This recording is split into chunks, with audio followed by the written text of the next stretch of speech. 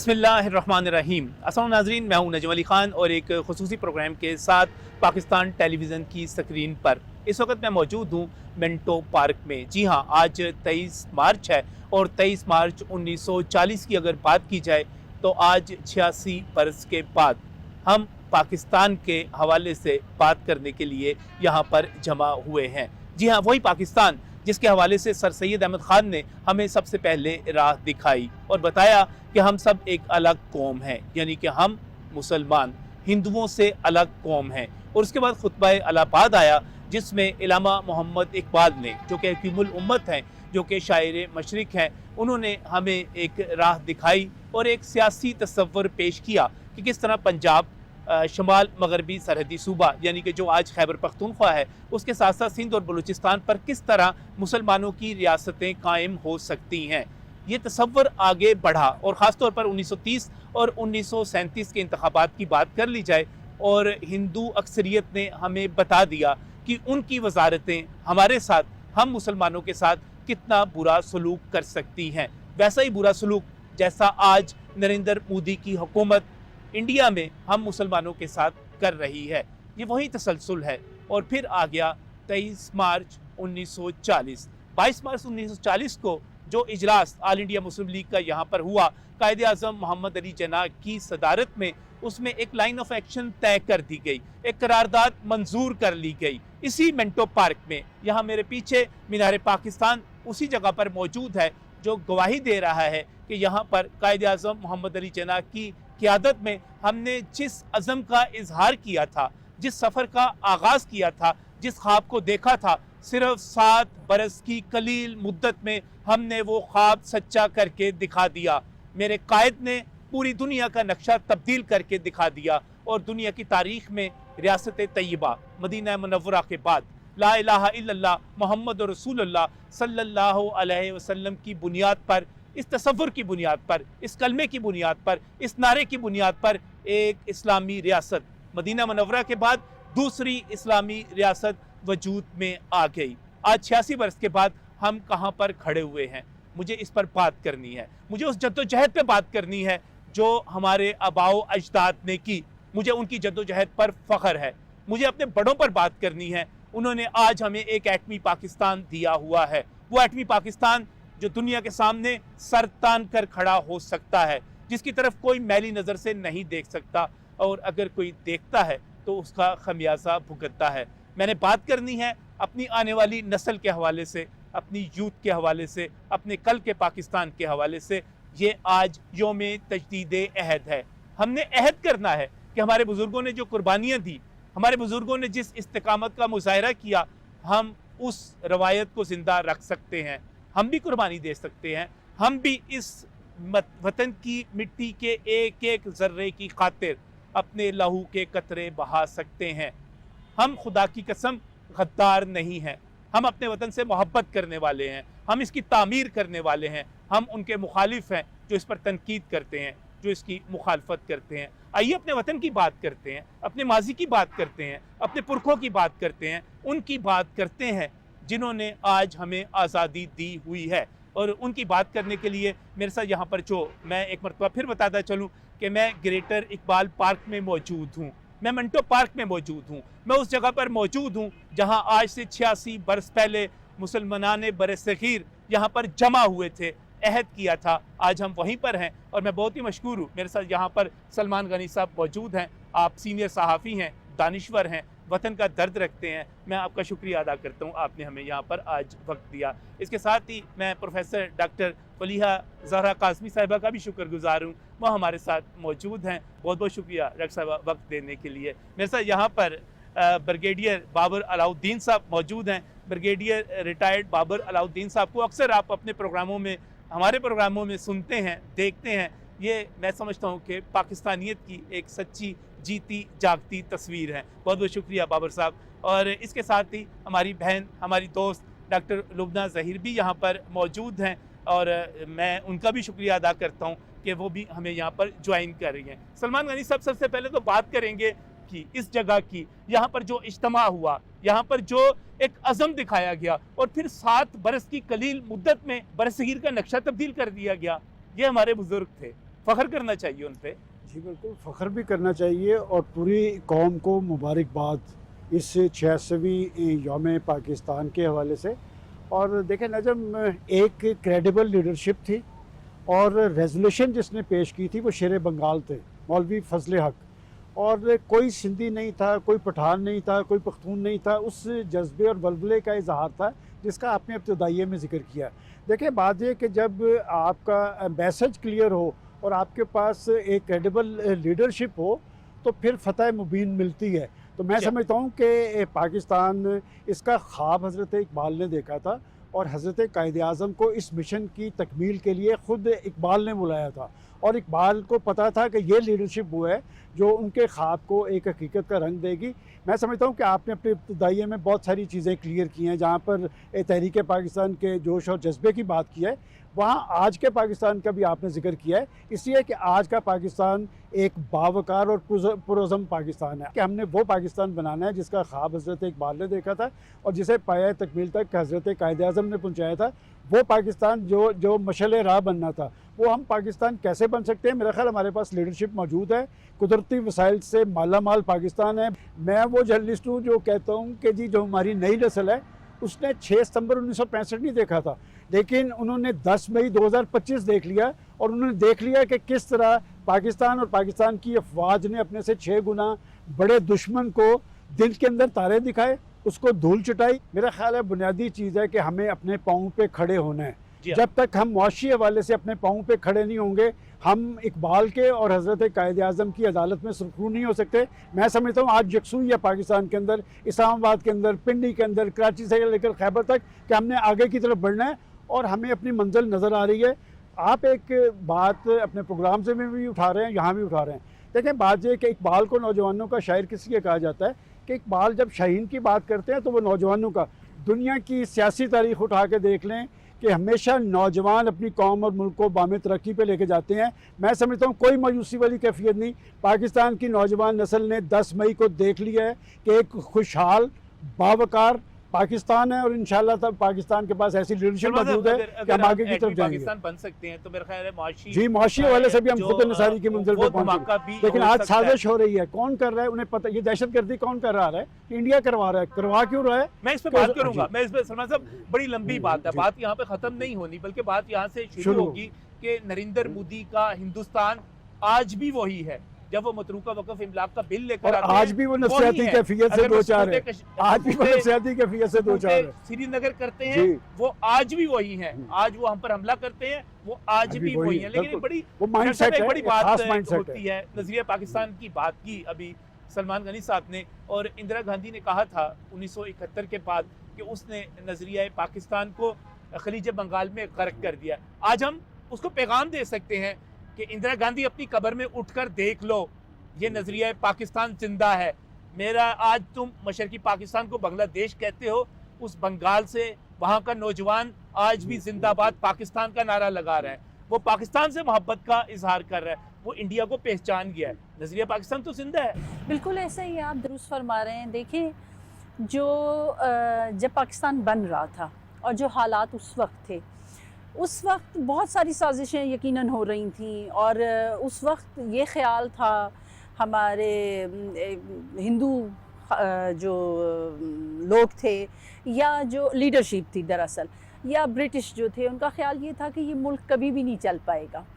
और ये जो एक नज़रिया इन्होंने दे दिया है, ये बस ऐसे ही एक नज़रिया है। लेकिन देखें, नज़रिए की बुनियाद हम अगर देखें तो रसूल खुदा सल्लल्लाहु अलैहि वसल्लम के उस ख्याल पर थी कि जिसने हमें एक अलहदा आइडेंटिटी दे दी थी। 1400 साल पहले एक आइडेंटिटी हमें मिली थी और उस आइडेंटिटी के ही थ्रू मुस्लिम्स जो थे वो कभी भी किसी के अंडर नहीं रह सकते थे। वो एहतराम कर सकते थे उस हुकूमत का, वो जिस भी मुल्क में रह रहे हों, लेकिन उनकी अपनी एक तशख़्ख़ुस था और उस तशख़्ख़ुस को वो कभी ख़त्म नहीं कर सकते थे।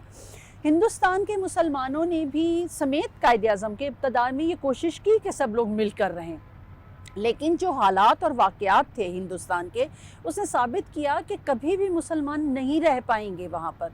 और वो हालात इतने सख्त थे कि जो अगर हम उस वक्त अपना मुल्क ना बनाते, और ये हमारे जो कायदीन थे वो ये ना सोचते, इकबाल ना सोचते, कायद-ए-आज़म बढ़ के मेहनत ना करते, बहुत सारे लोग अपना पैसा ना खर्च कर देते, बहुत लोग अपनी जानें ना देते, तो ये साबित नहीं हो सकता था कि ये डिफरेंस नहीं पहले पता चल सकता था, ये आज पता चला है। आप देखिए, एक तरफ बांग्लादेश है, दूसरी तरफ खुद हिंदुस्तान है जिसमें मिलियंस मुस्लिम्स रहते हैं, लेकिन उन्हें वो आज़ादी हासिल नहीं है जो कि किसी को भी एक इंसान के तौर पर होनी चाहिए। आप मज़हब की तो बात ही और छोड़ दीजिए ना, इंसान के तौर पे बहुत सारी आपकी ज़रूरतें होती हैं जो कि वहाँ नहीं मिल रही लोगों को।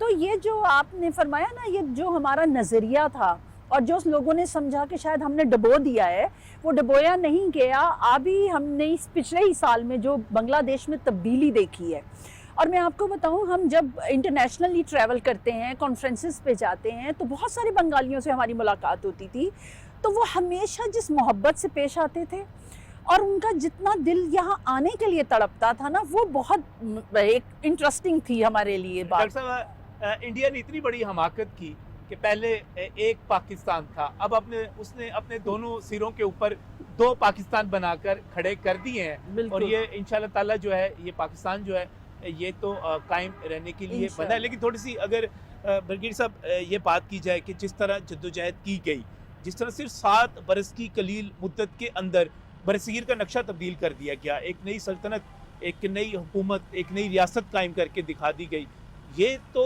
ऐसी चीज़ है जो शायद हमें तारीख में कहीं नहीं मिलती। कौमें सदियों तक जद्दोजहद करती हैं रियासतें बनाने के लिए, नहीं बनती। जी, इसमें नजम कोई इसमें दो राय नहीं है कि 1940 में करारदाद पाकिस्तान यहीं पर पेश होती है और 7 साल बाद पाकिस्तान मार्ज़ वजूद में आ जाता है।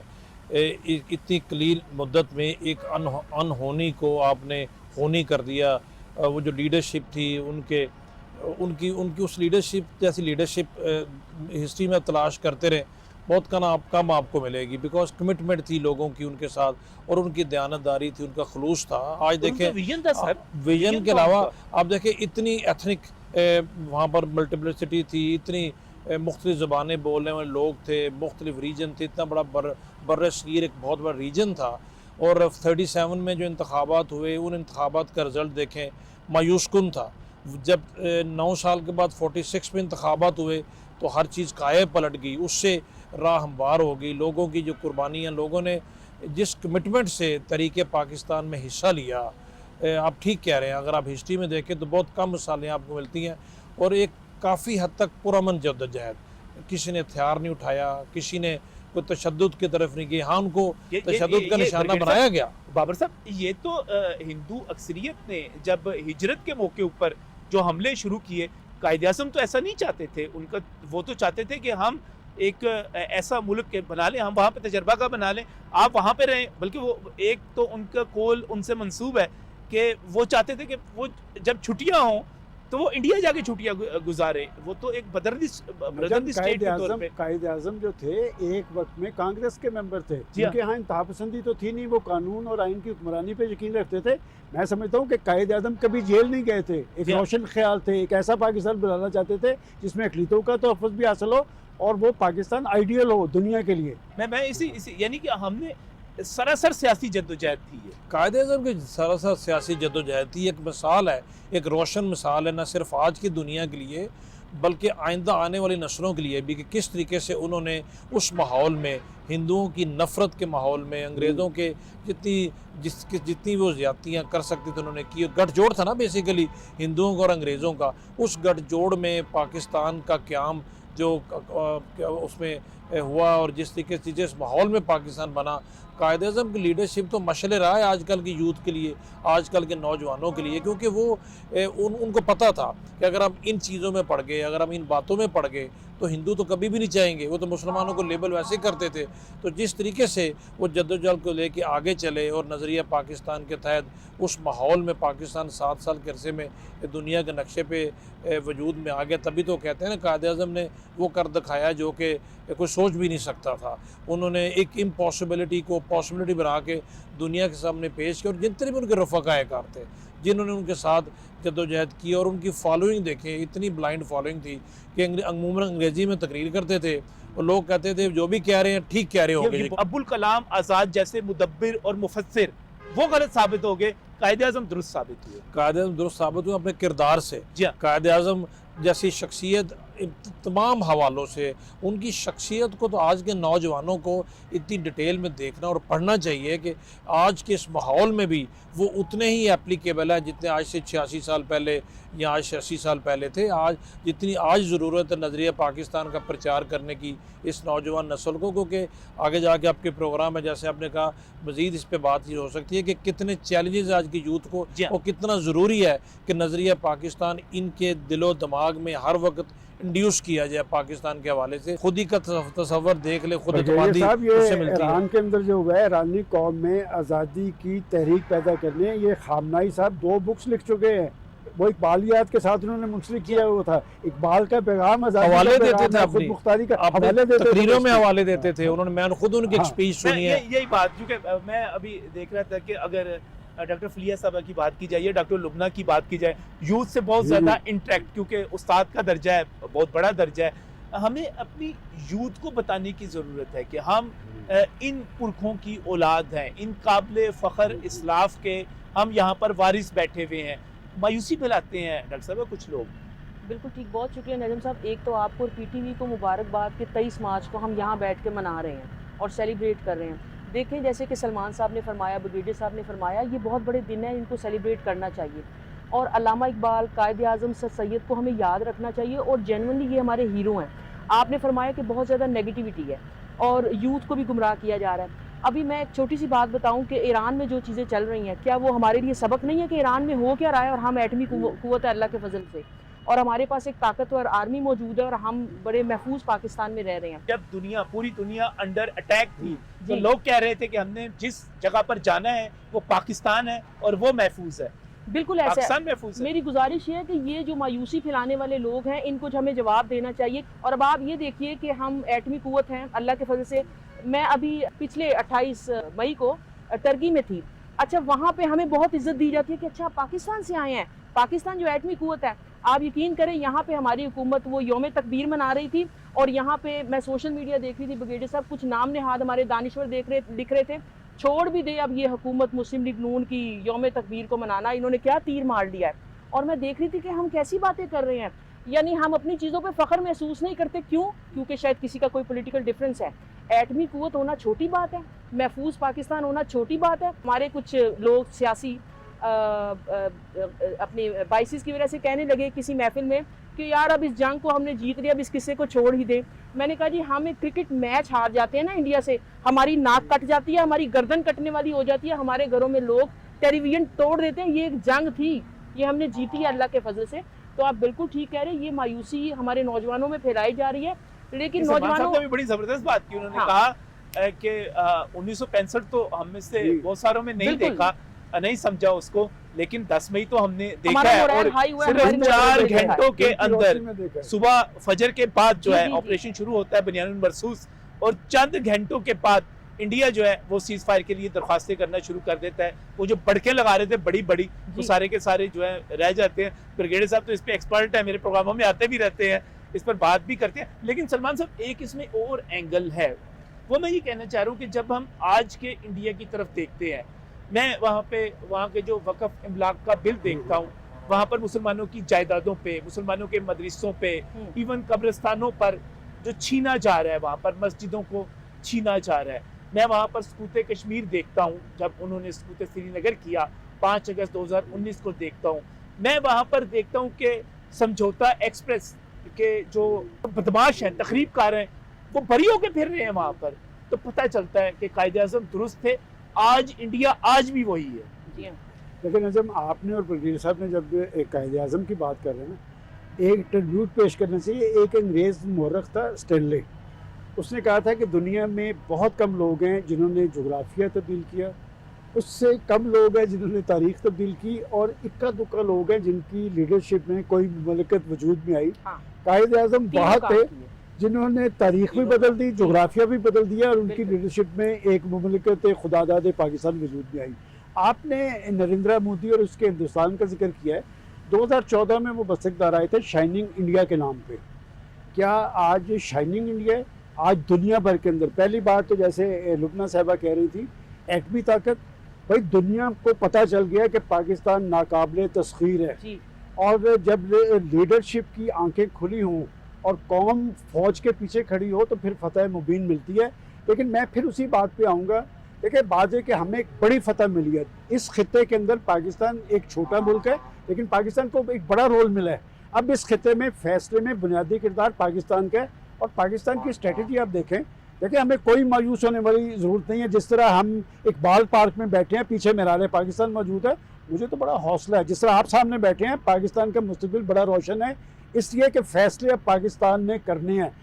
ईरान भी पाकिस्तान की तरफ दे रहा है, अमेरिका भी पाकिस्तान की तरफ देख रहा है, खलीजी ममालिक भी पाकिस्तान की तरफ देख रहे हैं कि पाकिस्तान ने रोल अदा करना है। और ये जो ईरान के अंदर सूरत हाल तारी हुई है, मैं समझता हूँ पाकिस्तान वाहिद मुल्क है, पहला मुल्क है जिसने मजम्मत की है अमेरिका की।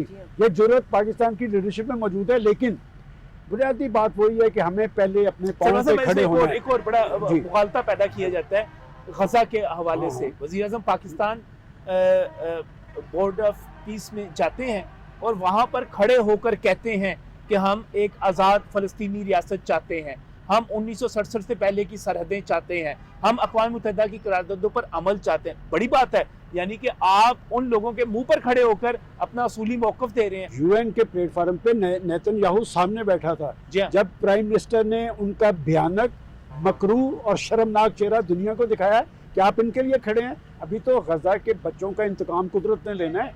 ये सारी सूरत जो पैदा हो रही है, देखें बात ये कि दुनिया का इख्तियार अमेरिका को नहीं मिल सकता। देखें बात ये कि पाकिस्तान एक आज़ाद और ख़ुद मुख्तार मुल्क है।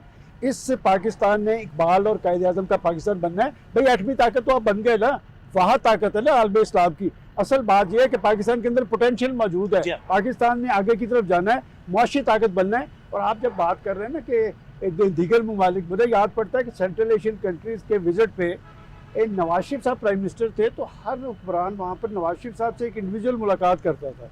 मैंने उनसे जहाज़ में पूछा कि मियाँ साहब ये आपसे अलग क्यों मिलना चाहते हैं, तो वो अपने रवायती स्टाइल में मुस्कुराए। मैंने कहा मैंने आपसे ज़रूर पूछना है। तो उन्होंने कहा कि सलमान साहब ये हमसे मुतासर इसलिए है कि पाकिस्तान एक न्यूक्लियर पावर है। देखिए हम न्यूक्लियर पावर, नवाज शरीफ साहब का ये क्रेडिट तो कोई नहीं छीन सकता। एक मुश्किल सूरत हाल के अंदर उस शख्स ने सारा प्रेशर लेके इंडिया को सबक सिखा दिया कि 5 एटमी धमाकों के जवाब में 6 एटमी धमाके करके ऐसा ठोका है कि याद करेगा। और उसके बाद क्या हुआ, अभी भी तो ट्रंप जो है जहाज बढ़ाते चले जा रहे हैं। लेकिन नजम उसके बाद आए इकोनॉमिक पावर आपने कैसे बनना है। आप शहबाज को टारगेट नहीं कर रहे हैं, वो सिर्फ मुआशी ताकत बनने की बात कर रहे हैं। हम एटमी पाकिस्तान की बात करते हैं और लोग समझते हैं कि शायद हमारे पास फख्र करने वाली बात यही है। नहीं, इस वक्त अगर आप पाकिस्तान का मुकाम देखिए, हम चीन के साथ स्ट्रेटेजिक कोऑपरेशन में एक रिलेशन में है। हमारे अमेरिका के साथ उसका बिल्कुल मुख्तलिफ, उसका बिल्कुल मुखालिफ है, उसके साथ एक फैंटास्टिक रिलेशंस कायम है। प्रेसिडेंट ट्रंप जहाँ पे तारीफ करते हैं। आप देखिए सऊदी अरब के साथ हम दिफाई मुआहदे में हैं, हम एक हो चुके हुए हैं। उसके मुकाबले में ईरान अगर उसका मुखालिफ भी नज़र आता है खित्ते में, तो वहाँ पर भी तशक्कुर पाकिस्तान के नारे लगते हैं। और ईरान जिसका शुक्रिया अदा करता है, वो वाहिद इस्लामी मुल्क रूस और चीन के बाद जिसका शुक्रिया अदा करते हैं। हम सफारती लिहाज से भी तो बहुत आगे जा रहे हैं। बिल्कुल ऐसा ही है, आपने बिल्कुल दुरुस्त फरमाया। बल्कि इवन जो रीसेंट इशू आया है, इसमें भी आप देखें ना, इसमें भी जैसे सलमान साहब फरमा रहे थे कि अभी जो सबकी नज़रें हैं ना वो पाकिस्तान की तरफ लगी हुई हैं। इवन सऊदी अरेबिया और ईरान के दरमियान भी जो रिलेशनशिप डेवलप की जा रही है, ये जो एक खामोशी है बावजूद इसके कि थोड़ी टेंशन थी, इसमें एक मेजर रोल पाकिस्तान प्ले कर रहा है। पाकिस्तान की जो सिफारती अहमियत है वो इतनी ज़्यादा है कि आप देखें कि जब भी कोई मसला मुस्लिम मुल्कों को पेश आता है तो पाकिस्तान का सिफारती किरदार भी बहुत अहम हो जाता है। और अल्हम्दुलिल्लाह लास्ट अगर हम तो कोई 1-2 साल से देखें, बिलखुसूस 10 मई के बाद जो पाकिस्तान को किरदार मिला है सिफारती मैदान में, वो इतना स्ट्रॉन्ग है कि हमारे प्राइम मिनिस्टर साहब हों, हमारे chief of the army staff हों, या अब तो फील्ड मार्शल हैं, तो वो हर एक जगह हमारा रोल बड़ा स्ट्रॉन्ग है। और हर शख्स जो है, हर मुल्क पाकिस्तान की तरफ देखता है। हम उम्मीद करते हैं कि इसको हम फ्यूचर में और स्ट्रॉन्ग देखेंगे। मुझे लगता है कि हम बार बार जो तारीख है वो चीज़ें सामने लेकर आती है, साबित करती है कि कायद आज़म मोहम्मद अली जिन्ना दुरुस्त थे, इलामा मोहम्मद इकबाल दुरुस्त थे। आपने देखा कि ये जो ईरान वाला अभी कुछ दिन पहले जो सारा मसला हुआ, उससे पहले नरेंद्र मोदी जो है वो नेतन्याहू के पास जाकर पहुंचा, उसने वहाँ पर जाकर जो तकरीर की उसने मुसलमानों के खिलाफ की, और पता चल गया कि असल में इसका जो ये इससे पहले ईरान के साथ इत्तेहाद में थे ना, अच्छे खासे ताल्लुकात थे। सर ये पता चल गया कि जो भारत का ये जो जुनूनी हिंदूपन है, हिंदुत्व है, वो असल में मुसलमानों के खिलाफ है, चाहे वो ईरान के मुसलमान हो, चाहे वो बरसगीर के मुसलमान हो, चाहे वो कहीं के भी मुसलमान हो। तजदीद अहद का दिन है ना जी, जी हाँ। कि हिंदुओं की ज़हनियत आज भी वही है।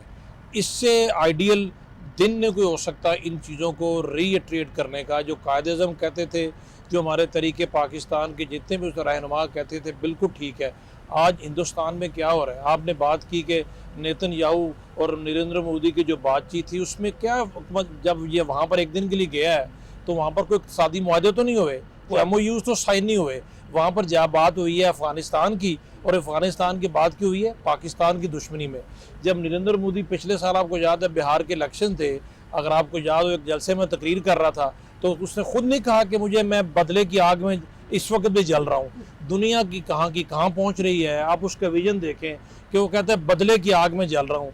और हमारे फील्ड मार्शल का नाम लेके वो कह रहा है कि जी मैं कभी भी नहीं भूल सकता, आखिरी बार हमने किया हुआ इन पे, हमने आखिरी बार इनके ऊपर 10 मई का आखिरी बार हमने किया हुआ है। तो मेरा ख्याल है नौजवानों को बताने के लिए नज़रिया पाकिस्तान की कामयाबी भी यही है कि उनकी सियासत भी पाकिस्तान के गिर्द घूमती है, उनकी नफ़रत हो, उनकी कुछ भी चीज़ हो, उनके ज़हनों से पाकिस्तान नहीं निकलता। और मैं ये ज़रूर कहूँगा, बिल्कुल सलमान साहब ने ठीक कहा है, आज की इस दुनिया में, जब दुनिया में आग और खून का खेल चल रहा है, चाहे ईरान हो, चाहे गज़ा हो, जिधर मर्जी हो, दुनिया में बढ़ते हुए तनाज़े, बढ़ती हुई कशीदगी, बढ़ती हुई ये जुल्म और बर्बरियत, इसमें अगर कोई मुल्क आज रेलेवेंट है सबसे ज़्यादा तो वो पाकिस्तान है। और मैं ये भी नौजवानों को कहूँगा कि आपके अगर दुश्मन ज़्यादा हैं तो ये भी आपके लिए खुशी की बात है। दुश्मन उसी के होते हैं जो रेलेवेंट होता है, जो दुनिया में इर्रेलेवेंट होता है उसको कोई दुश्मन नहीं होता। तो एटमी ताकत बनना कोई छोटी बात नहीं है। लोग सियासत की बुनियाद पर जो मर्ज़ी कहते रहें, हम नवाज़ शरीफ साहब का वो तरीक़ साज किरदार कभी भी नहीं भूल सकते। ये एटमी ताकत लोग कहते हैं ना जी, एटमी ताकत होना कितना ज़रूरी था, आज इससे ज़्यादा कौन जान सकता है। इसमें मैं एक और पॉलिटिकल सी बात है, लेकिन आप ये देखिए कि जुल्फ़िकार अली भुट्टो हों, ज़ियाउल हक हों, उसके बाद बेनज़ीर भुट्टो हों, उसके बाद नवाज़ शरीफ हों, इनके आपस के सियासी इख्तलाफात या बाज़ हद तक आप कह सकते हैं कि ज़ाती इख्तलाफात किस हद तक थे, लेकिन एक चीज़ पर हमारी क़यादत, मुझे फ़ख्र महसूस हो रहा है इस पर कि एक चीज़ पर हमारी क़यादत पाकिस्तानियत पे सियासत नहीं कभी की, पाकिस्तानियत पे सियासत नहीं थी, मुत्तहिद और मुत्तफिक रही कि पाकिस्तान को एटमी ताकत बनाना है, पाकिस्तान को मजबूत बनाना है। आपसी इख्तलाफात मौजूद रहे, यहाँ पर इकट्ठे रहे। इसमें बीच में जो दौर गुलाम इसाक खान साहब का आता है उसको भी आप शामिल कीजिए। तो मेरा ख्याल है जिस तरह दबाव बर्दाश्त किया, आज ईरान हमारा ब्रदर हमसाया मुल्क है, हम उसमें अमन चाहते हैं, हम उसकी मजबूती चाहते हैं, हम पूरी दुनिया में खित्ते में अमन चाहते हैं, लेकिन वो तो एटमी ताकत नहीं बन सका। आपकी बात बिल्कुल ठीक है। और तमाम वो लोग 70s में जुल्फ़िकार अली भुट्टो से लेकर जनरल ज़ियाउल हक, गुलाम इसाक खान, नवाज़ शरीफ, बेनज़ीर भुट्टो और फिर नवाज़ शरीफ, ये जितने भी लोग 70s, 80s और 90s में 98 तक जो आए हैं, बिल्कुल ख़ारिज तहसीन के मुस्तहिक़ हैं। दुनिया के तमाम तर प्रेशर के बावजूद किसी ने एटमी प्रोग्राम शुरू किया, किसी ने उसको जारी रखा, किसी ने तकमील तक पहुँचाया और किसी ने फिर पाकिस्तान को एटमी ताकत बना दिया। ये कितना ज़रूरी है। और मैं सलमान साहब की बात को आगे बढ़ाते हुए, आज इस मजबूत पाकिस्तान ही की बदौलत है कि पाकिस्तान के वज़ीर आज़म में वो गट्स हैं कि दुनिया के सामने नेतन्याहू को उसकी औकात याद दिलाते हैं। पाकिस्तान के आर्मी चीफ को आज वो क़ुव्वत इस मजबूत पाकिस्तान ने दी हुई है कि ललकारता है सबके सामने नरेंद्र मोदी को। दुनिया में किसी और की हिम्मत नहीं है कि इन दोनों को इस तरीके से बेनकाब करना। ये तो आजकल की दुनिया में वहशत की और इंसानियत दुश्मनी की अलामत है। इनकी तो सियासती इंतहा पसंदी है, इनकी सियासती इंसानियत के ख़िलाफ़ लड़ना, लोगों को मारना। किसी के सर पे बेगुनाह फ़लस्तीनियों का खून है तो किसी के ऊपर सर पे हज़ारों मुसलमानों का और उन बेचारों का खून है जो कि इनकी भीड़ चढ़े हुए हैं। तो ये मजबूत पाकिस्तान की बदौलत है। मजबूत पाकिस्तान में सबसे बड़ा फैक्टर जो है आजकल पाकिस्तान के अल्हम्दुलिल्लाह मजबूत फ़ौज और पाकिस्तान का एटमी ताकत होना। और आज हम खुशकिस्मत हैं कि इस वक्त हमारी जो पॉलिटिकल और मिलिट्री लीडरशिप भी है उनमें यकजाहियत भी है और खुदा ने उनको गट्स और हौसला भी दिया हुआ है कि वो जिसको कहते हैं they have the courage to call a spade हर जगह बैठ के। आज ईरान भी आपकी तरफ देखता है और इसमें कोई शक नहीं नजम साहब कि अमेरिका भी आपकी तरफ देख रहा है। बहुत सारे लोग प्रोपेगेंडा करते हैं, कहते हैं कि पता नहीं पाकिस्तान जो बना था उसमें हमारी बहनों हमारी माओं का, मोहतरमा फातिमा जिन्ना का जो किरदार था उसके साथ तमाम, वो अपनी जगह पर। पाकिस्तान एक ऐसा मुल्क बन के सामने आया, आलम इस्लाम की पहली वज़ीर आज़म हमने देखा कि मोहतरमा बेनज़ीर भुट्टो बनी और वो पाकिस्तान की बनी। इस वक्त भी मौजूदा देख लिया जाए तो सबसे ज़्यादा वाइब्रेंट, सबसे एक्टिव अगर वज़ीर आला हैं तो मरियम नवाज़ एक खातून के तौर पे मौजूद है। इसके मुकाबले में हम इंडिया में ख़वातीन की हालत को देखते हैं, हम अफ़गानिस्तान में जो कि वो नाम नहाद इस्लाम के प्रचारक बनते हैं, ख्वारिज की बात कर रहा हूँ, वो अपनी बच्चियों को तालीम से महरूम रख रहे हैं, वो ऐसे अहकामात जारी ज़ाब्ते कर रहे हैं कि आप औरतों को मार सकते हैं, इतना मारें कि हड्डी ना टूटे, ये ज़ाब्ता जारी करते हैं वो। हम ख्वातीन के हवाले से, यूथ के हवाले से हम तो बहुत आगे। आप तो यूनिवर्सिटीज़ में आप हैं, हमारी यूनिवर्सिटीज़ में, हमारी हायर एजुकेशन में हमारी बच्चियों की तादाद कितनी ज़्यादा है, बहनों बेटियों की। नजम साहब आप बिल्कुल ठीक फरमा रहे हैं, हमारे पास फ़ख्र करने के लिए बहुत कुछ है। एक तो ये कि हमें जो नज़रिया पाकिस्तान है ना, इस दिन के हवाले से याद रखना चाहिए करारदाद पाकिस्तान की भी अहमियत को, और बिल्कुल वाज़े तौर पे यूथ को बताना चाहिए कि जो नज़रिया पाकिस्तान था बिल्कुल रेलिवेंट है। आपने देखा होगा बड़े बड़े सो कॉल्ड जो दानिश्वर हैं वो कहते हैं कि ये तो हम इकट्ठे ठीक रह रहे थे। अब हम अक्सर सुनते हैं यूथ के मुंह से भी, ये तकसीम क्यों कर दी गई, हम इकट्ठे ठीक रह रहे थे, फिर हमें समझाना पड़ता है। आप उनकी हालत दिखा दें, हम उनकी तो कहते हैं वीडियोस आप दिखा दें। कश्मीर मैं जाके इंडिया देखें। के यूट्यूबर्स को बहुत ज्यादा जी। देखता हूँ, वो जाके जिस किस्म की वहाँ पे मुसलमानों की आबादियां जिस हालत में है, जी जिस जगह पे हैं, वो तो मैं समझता हूँ कि वहाँ पे जानवर भी नहीं रह आप भी की रिसेंट की बात है ना, ये जो सदारती इलेक्शन आपकी हिलरी लड़ती रही हैं और हारती रही हैं, हमारी मोहतरमा फातिमा जिन्ना उस जमाने में सदारती इलेक्शन उन्होंने लड़ा था जब ना कैमरे थे, ना फिल्में थी, ना सोशल मीडिया था। तो देखें हमारी खवातीन क्या करती रही हैं। और उससे पीछे चले जाएं, 1947 में वो जो फातिमा सुगरा थी उन्होंने झंडा लहरा दिया था सेक्रेटरी के ऊपर, बिल्कुल ऐसा है। तो देखें 47 से पहले भी खवातीन का किरदार था और अभी भी है। और मरियम नवाज शरीफ का आपने जिक्र किया, देखे वो चाइना गई तो मुझे तो आप बेनज़ीर जब की सब याद आ गई। खवातीन का जिक्र कर रही हैं तो एक खातून का आप छोड़ गई हैं, वो है कलसूम नवाज। कि हाँ। पाकिस्तान की सियासत में जब सियासतदानों पे बुरा वक्त आता है, पॉलिटिकल पार्टीज लीडरों के खवातीन साथ निकलती लगती हैं, तो फिर खवातीन मर्दाना वार रोल अदा करती नजर आती हैं। मैंने और नजम ने तो उनको देखा हुआ है तो वो किस तरह बाहर निकलती थी बिल्कुल, और बेगम- जरूरत से उन्होंने बेगम कलसूम सेक्रेटरीशिप को चैलेंज किया था। कवरेज की वो बड़ी इम्प्रेसिव, बिल्कुल ऐसा है, बिल्कुल। और उनकी मैं इसमें एक और बड़ा एंगल है, मैं ख्वातीन की तरह बात कर रहा हूँ तो डॉक्टर फलीम मुझे, लेकिन नजम साहब मुझे अर्ज करने दें कि हमारी खवातीन अब जहाज उड़ा रही हैं, जंगी जहाज। हमारी खवातीन जो है वो वाइस चांसलर बन के बैठी हुई हैं, हमारी खवातीन पैमरा का इतना बड़ा इदारा हेड कर रही हैं, तो हमारी खवातीन आप ही कर रही हैं। मौजूद रही हैं। तो आप ये देखिए ना। सही है। मैं ये देख रहा था कि पिछले काफ़ी अरसे से, बल्कि कई अशरों से, जब हम हायर एजुकेशन में देखते हैं तो हमारी जो बेटियां हैं वो हमारे बेटों के मुकाबले में ज़्यादा तादाद में आ रही हैं। यूनिवर्सिटीज़ में रेशो बड़ा फ़र्क हुआ है। कंपटीशन के एग्जाम में Competition कंपटीशन में भी वो में ज्यादा है। Yes. ये तो एक बिल्कुल एक डिफरेंट सा एंगल है। जी बिल्कुल, आप सही कह रहे हैं। और नजम साहब, हमें जिस जगह हम बैठे हैं, जब 40 में यहाँ पे 1940 में करारदाद मंजूर हुई तो उसका जो मसवदा तैयार किया था ना, उसमें हमें बेगम राना लियाकत अली खान को नहीं भूलना चाहिए।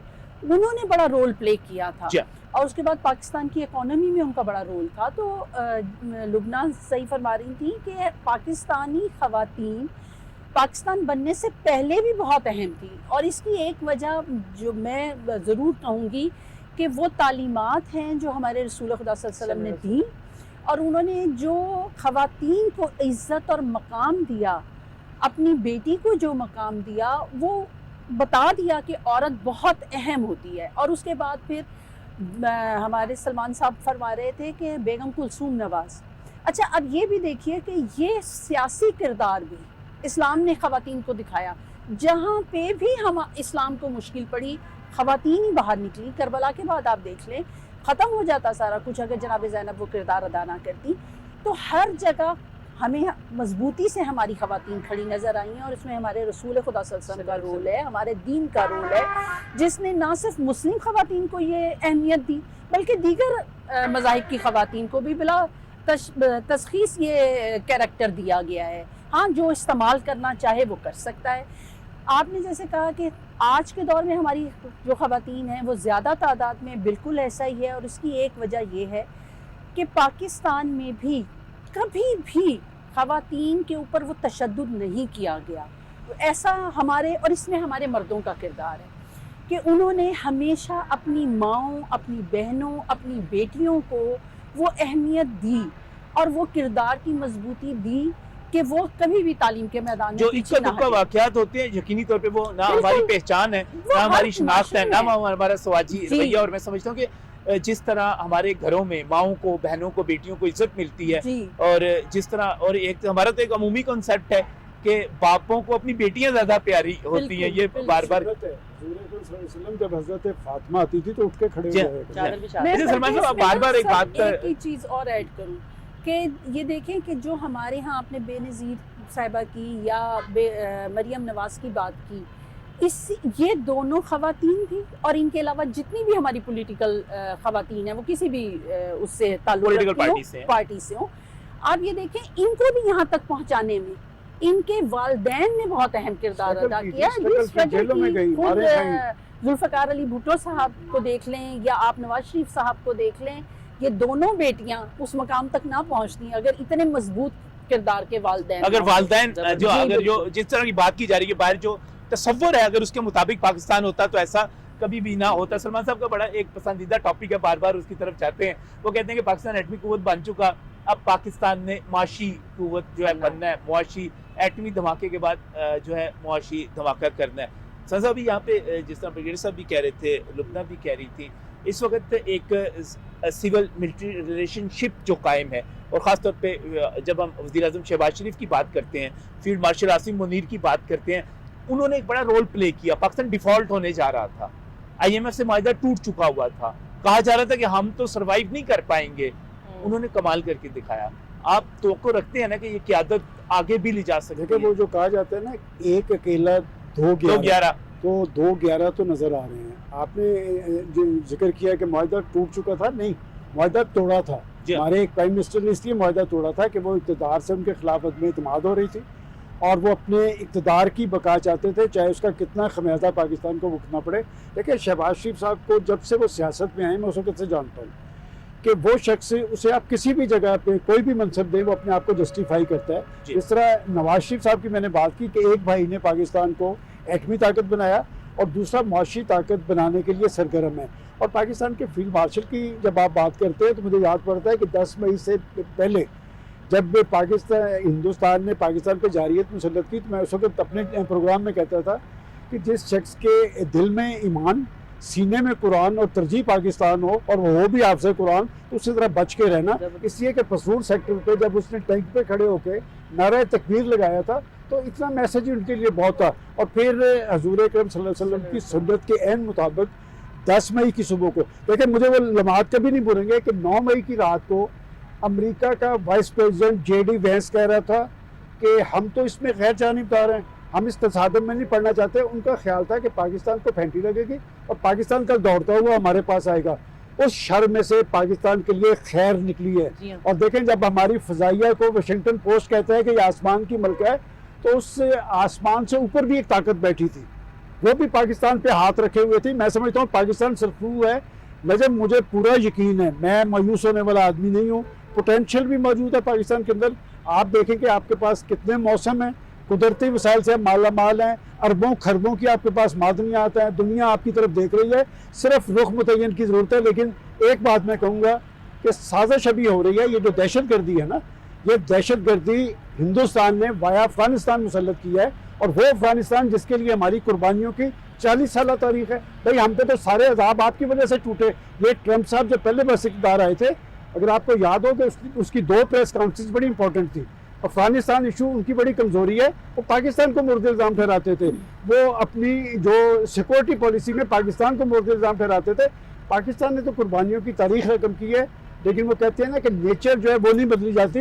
लेकिन पाकिस्तानी फ़ौज ने, मैं समझता हूँ पाकिस्तान की एक पॉलिसी ज़बरदस्त है कि पाकिस्तान ने कहा कि हमारी पॉलिसी दिफाई है, हिंदुस्तान जारियत करेगा तो मुँह तोड़ जवाब देंगे। और अफगानिस्तान के हवाले से इंतहाई सब्र का मुजाहरा किया पाकिस्तान की फ़ौज ने। लेकिन जब उन्होंने हमला किया तो घंटों में, आप जो जवाब दे रहे हैं घंटों में दे रहे हैं, लंबा काम नहीं है। देखिए, अफगानिस्तान अब चू नहीं कर रहे हैं, वहाँ से आवाज़ नहीं आ रही, तो अफगानिस्तान को इस्तेमाल किया जा रहा है। लेकिन मैं फिर भी कहूँगा कि हमसाया मुल्क है, ईरान के साथ भी देखें, जौहरी प्रोग्राम की जब हम क्रेडिट की बात करते हैं, ये एट ए टाइम दोनों ने काम शुरू किया था। पाकिस्तान ने तो बर वक्त अपना काम कर लिया। क्या वजह थी? 30-40 साहब आप बैठे इंतजार करते रहे, आप बर वक्त जौहरी ताकत बने होते तो आज ये सूरत मुसल्लत ना होती। मैं समझता हूँ ये दहशत गर्दी पाकिस्तान के खिलाफ साजिश है, भारत और इसराइल इसके पीछे है। पाकिस्तानी कौम यकसू होके अपनी फोर्सेस के यहाँ पीछे पे खड़े हो, बिल्कुल और फोर्सेस के पीछे जब कौम खड़ी होती है हम सरखरू होते हैं। बिल्कुल सही। इंडिया जो है वो नजरें झुका के शर्मिंदा होकर बैठा हुआ है, धूल चाट रहा है, तो पाकिस्तान कितनी बड़ी अल्लाह की नेमत है।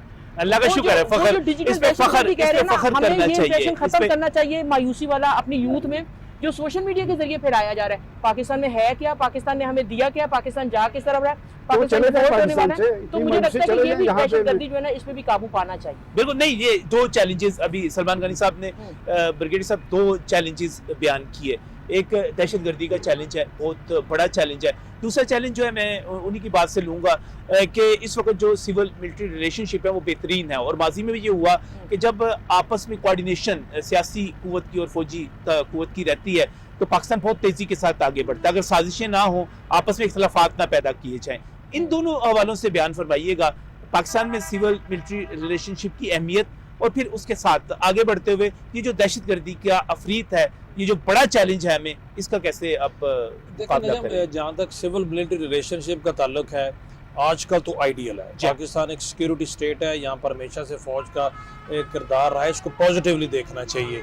आजकल ये रिलेशनशिप आइडियल है, उसके समरात भी आपको नज़र आ रहे हैं। इसको हमेशा उस नुक्ते नज़र से देखना चाहिए, और मनफी चीज़ें बीच में से निकालते रहते हैं लोग, उनके अपने एजेंडाज होते हैं। तो मैं तो ये समझता हूँ कि जब भी कोऑर्डिनेशन ठीक होगी, जब फौज अपना काम ठीक तरीके से कर रही है, गवर्नमेंट अपना काम ठीक तरीके से कर रही है, प्राइम मिनिस्टर और मिलिट्री लीडरशिप की आइडियल आपके सामने एक रिलेशनशिप है, और उससे समरात पाकिस्तान को मिल रहे हैं। दहशतगर्दी की आपने बात की, दुनिया में इस वक्त कोई दूसरा मुल्क बता दें जो 2 फ्रंट वॉर लड़ रहा है, कामयाबी से लड़ रहा है, और जो इतनी बड़ी दहशतगर्दी के खिलाफ पिछले 20 साल से एक सीसा पलाई हुई दीवार बना हुआ है। पाकिस्तान इम्प्रेगनेबल वॉर है अगेंस्ट ये टेररिज्म, आखिरी वॉर है, और ये दीवार सिर्फ हम अपने लिए नहीं है, हम तो इस दहशतगर्दी की जंग को अल्हम्दुलिल्लाह कामयाबी से लड़ भी रहे हैं।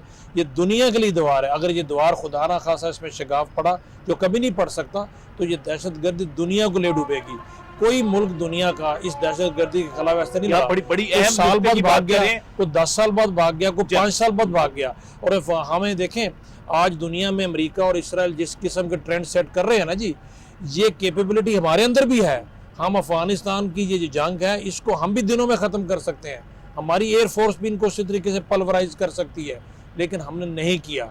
हमने अभी भी जो अहदाफ मुकर्रर किए हुए मिलिट्री टारगेट्स हैं, हमने अफगानिस्तान के ख़िलाफ़ जो स्ट्राइक्स की हैं, इसमें किसी सिविलियन टारगेट को इंगेज नहीं किया, किसी पॉलिटिकल लीडरशिप को इंगेज नहीं किया, उनके किसी लीडरशिप को इंगेज नहीं किया, शहरों को हमने टारगेट नहीं किया। हमने सिर्फ और सिर्फ फौजी टारगेट, क्योंकि हम एक पेशा वराना फ़ौज है, जो प्रोफेशनल आर्मीज़ होती हैं मिलिट्री टारगेट्स इंगेज करती हैं। अदरवाइज़ हमारे लिए कोई मसला नहीं है। इसराइल जो कर रहा है ईरान के ख़िलाफ़, हम भी ये कर सकते हैं, हम कभी नहीं करेंगे।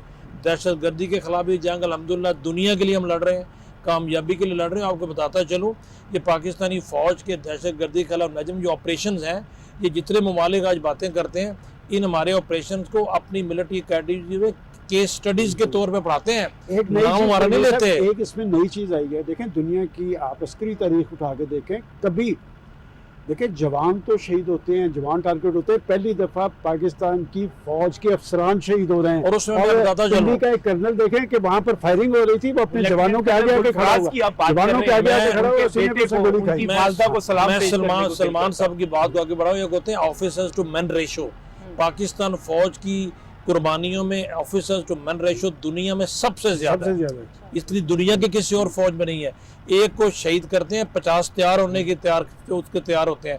अफगानिस्तान के खिलाफ ऑपरेशन में उन लोगों ने तो खुशी मनाई है कि हमें इजाज़त मिल गई है कि इनका हम खात्मा करें। तो कहने की बात यह है कि तेज़ी से आगे बढ़ता हुआ पाकिस्तान है, एक रोशन मुस्तकबिल वाला अल्हम्दुलिल्लाह पाकिस्तान है। आज 23 मार्च के दिन बड़ी अच्छी बात है, हम इन बातों का जिक्र कर रहे हैं, तजदीद अहद का दिन है, और इन चीज़ों के ऊपर फ़ख्र करने की बात है। हमारी बात हो रही थी ख़वातीन की, मैंने पंजाब गवर्नमेंट का हिस्सा होते हुए बड़े करीब से पिछले 1.5 साल में चीफ मिनिस्टर पंजाब को देखा है। जो उनकी फ़ैसला साजी है, जो उनकी डिसीजन मेकिंग है, जो कमिटमेंट है, जो फोर साइटेडनेस है, वो दुनिया के लिए एक काबिल तकलीद मिसाल है। ऑल सेड एंड डन, इस वक्त पाकिस्तान में यूथ को इन चीज़ों को फॉलो करना है, इन चीज़ों को कामयाबियों के तौर पे लेके आगे बढ़ना है, पॉजिटिविटी की तरफ देखना है और अल्हम्दुलिल्लाह सेल्फ बिलीफ अपनी ऊपर यही यकीन बहुत आज का ज़रूरी है। जो प्रोग्राम है उसका आज का यूथ को खासतौर पे नौजवानों को यही पैगाम है।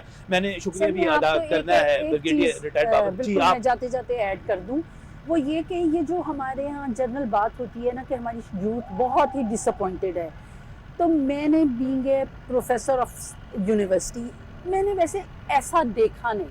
देखिए हम तो हर वक्त बच्चों में घिरे रहते हैं, ठीक है कि एक थोड़ा सा एक ग्रुप होता है या एक स्पैम आता है एक टाइम में कि एक मायूसी फैलना शुरू होती है, लेकिन जनरली देखें जिस तरह हमारी बच्चियां मेहनत कर रही हैं, जिस तरह हमारे बच्चे मेहनत कर रहे हैं, वो अगर मायूसी होती ना तो ये इस तरह एक response ग्रोह ना है करते, बीच में बिल्कुल। जो ठीक इसमें बात confusion कर रहे हैं। पैदा करता है। वो जो उसको बात कर रहे पैगाम- हैं बिल्कुल ठीक कर रहे हैं, करें ये बात, हाँ, लेकिन यहाँ पे ये खुल के ग्रोह बात है, करनी ये ग्रोह चाहिए। है जो मायूसी पैदा लीडरशिप कर तो रहा है, आदम लेकिन जब- उसी मायूसी को खत्म करना है, उसी जी। का मुकाबला करना है। बहुत बहुत शुक्रिया ब्रिगेडियर रिटायर्ड बाबर अलाउद्दीन साहब, बहुत बहुत शुक्रिया आपका तशरीफ लाने के लिए। आज के अहम तरीन दिन के ऊपर डॉक्टर लुबना ज़हीर आपने वक्त दिया यहाँ पर। सलमान गनी साहब आप मीनार पाकिस्तान तशरीफ लाए, आपका भी बहुत बहुत शुक्रिया।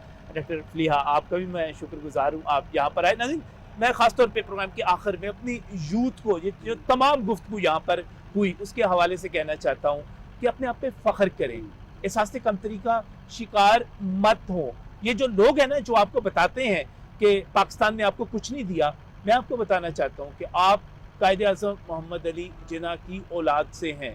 उस कायदे आज़म मोहम्मद अली जिन्ना की औलाद हैं जिसने दुनिया की तारीख को, दुनिया के नक्शे को तब्दील करके रख दिया। आप वो सब कुछ कर सकते हैं जो आपके बाबाए कौम ने किया। आपको फ़ख्र होना चाहिए कि आप दुनिया की वाहिद इस्लामी एटमी कुव्वत के यहाँ पर नौजवान हैं, उसका मुस्तकबिल हैं। आप वो कुछ कर सकते हैं जो कुछ हमारे, आपको कहा जाता है कि आपके बुजुर्गों ने आपको कुछ नहीं दिया। आपके बुजुर्गों ने आज आपको पता चला क्या दिया? आपको इज्जत दी, आपको अमन दिया, आपको तहफ़्फ़ुज़ दिया, आपको ये जो सारी एश्योरेंस है आज जिसकी बुनियाद पर अभी जिस तरह हमारे शुरा बता रहे हैं कि बैरून मुल्क जाते हैं और लोग पूछते हैं तुम पाकिस्तान से हो, तुर्की हो, सऊदी अरब हो, जिस जगह आप चले जाए लोग मोहब्बत से मिलते हैं, इज्जत करते हैं। ये सब कुछ आपके पुरखों ने दिया हुआ है। हमने, आपने, हम सब ने मिलकर इसको मज़ीद बढ़ाना है, पाकिस्तान को मज़ीद मजबूत बनाना है और अपने पूरे दिल से, अपने पूरे ईमान से, अपने पूरे यकीन से हमेशा ये नारा लगाना है, पाकिस्तान जिंदाबाद, पाकिस्तान पाइंदाबाद।